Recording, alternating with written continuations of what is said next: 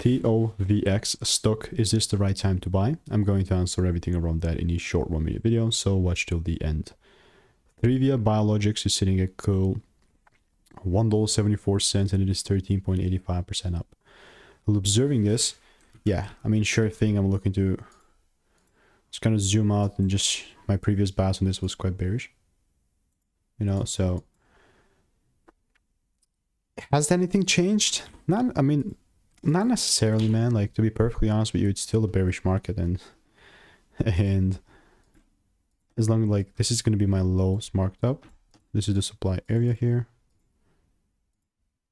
and the price is right here. So although it's not, hasn't given me the rules for a short, it's a bearish bias for me. Just kind of understand my directional bias. I mean, it's going to be bullish the moment it starts breaking above 263, but we're not there yet. So if you want to make more money trading in a simple only way, click the first link in the description. It's a free newsletter.